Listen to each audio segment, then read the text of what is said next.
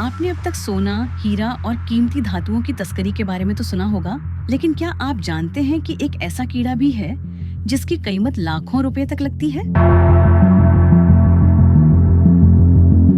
एक ऐसा कीड़ा जो दिखने में किसी योद्धा की तरह लगता है,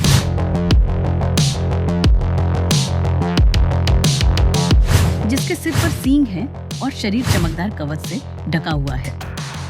क्या आपने कभी सोचा है कि एक छोटा सा कीड़ा जो पेड़ों और मिट्टी में छिपा रहता है, दुनिया भर में करोड़ों रुपए का बिजनेस खड़ा कर सकता है? जी हाँ, आज हम बात करने जा रहे हैं स्टैग बीटल की, एक ऐसा कीड़ा जिसे देखने वाले हैरान रह जाते हैं। लेकिन सवाल यह है कि इस कीड़े पर कई देशों ने प्रतिबंध क्यों लगा रखा है और फिर भी लोग इससे करोड़ों की कमाई कैसे कर रहे हैं? चलिए इस रहस्य की परतें खोलते हैं। स्टैग बीटल की पहचान। स्टैग बीटल की लगभग 1200 से अधिक प्रजातियां दुनिया में पाई जाती हैं। यह मुख्य रूप से यूरोप, जापान, चीन और दक्षिण पूर्व एशिया के जंगलों में मिलता है। इनकी सबसे बड़ी खासियत है इसके सींग जैसे जबड़े, मैंडिबल्स, जो नर मेल बीटल में बहुत बड़े होते हैं।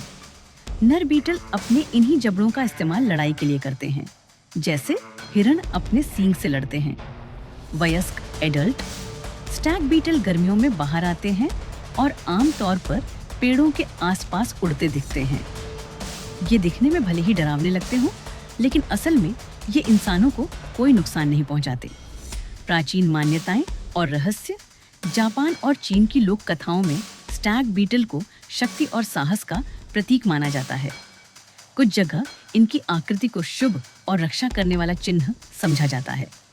यही वजह है कि लोग इन्हें अपने घर में पालतू की तरह रखने लगे। लेकिन जैसे जैसे इनका व्यापार बढ़ा, वैसे वैसे इनकी संख्या घटती चली गई। प्रतिबंध क्यों लगा? 20वीं सदी के अंत तक स्टैग बीटल की कई प्रजातियां इतनी कम हो गईं कि इन्हें लुप्तप्राय एंडेंजर्ड स्पीसीज की सूची में डाल दिया गया। लोग इन्हें पकड़कर अवैध रूप से बेचने लगे। जापान, कोरिया और यूरोप में बच्चों और कलेक्टरों के बीच इनकी डिमांड अचानक बढ़ गई। यही वजह है कि यूरोपियन यूनियन और कई एशियाई देशों ने इस पर कड़ा प्रतिबंध लगा दिया। भारत में भी बिना लाइसेंस के इनकी बिक्री और तस्करी गुनाह है। अब सवाल, लोग इससे कमाई कैसे करते हैं? 1. Luxury collection market. Stag beetle को कलेक्टर आइटम माना जाता है। जितना बड़ा, दुर्लभ और अनोखा बीटल, उसकी कीमत उतनी ज्यादा। रिपोर्ट्स के मुताबिक कुछ दुर्लभ स्टैग बीटल की कीमत 10 लाख रुपए तक लग चुकी है। यूरोप और जापान में कीड़े पालने का शौक बहुत बड़ा बिजनेस है। 2. ब्रीडिंग और फार्मिंग। जापान और थाईलैंड में लोग स्टैग बीटल की फार्मिंग करते हैं। खास कंट्रोल टैंकों में नर और मादा बीटल को रखकर उनका प्रजनन कराया जाता है। एक जोड़ी साल में दर्जनों बच्चे पैदा कर सकती है, जिन्हें अलग अलग दामों में बेचा जाता है। यहीं से सबसे ज्यादा मुनाफा निकलता है। पेट और एजुकेशनल मार्केट। स्टैग बीटल को पालतू पेट की तरह भी खरीदा जाता है।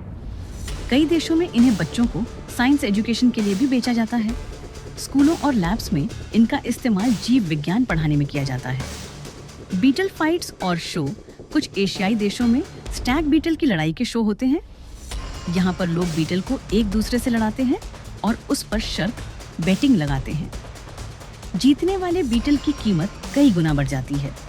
हालांकि यह विवादास्पद है और कई जगह प्रतिबंधित भी। 5. Online business. इंटरनेट पर कई वेबसाइट्स स्टैग बीटल और इसके लार्वा बेचती हैं। इनकी कीमत $50 4,000 रुपए से लेकर $2,000 1,50,000 रुपए तक होती है। कुछ ई कॉमर्स प्लेटफॉर्म्स पर ये खुलेआम बिकते हैं, भले ही यह हर देश में लीगल न हो। इको टूरिज्म और एग्जीबिशंस। यूरोप और जापान में स्टैग बीटल पर एग्जीबिशन और टूरिज्म प्रोजेक्ट होते हैं। पर्यटक टिकट खरीद कर आते हैं और इन दुर्लभ कीड़ों को देखते हैं। इससे एक नई इंडस्ट्री खड़ी हो चुकी है, लेकिन खतरे भी हैं। अगर कोई इनकी तस्करी करता पकड़ा जाए तो कई देशों में 5 साल तक की जेल और लाखों का जुर्माना हो सकता है। भारत में भी ये वाइल्ड लाइफ प्रोटेक्शन एक्ट 1972 के तहत संरक्षित कीटों में गिने जाते हैं।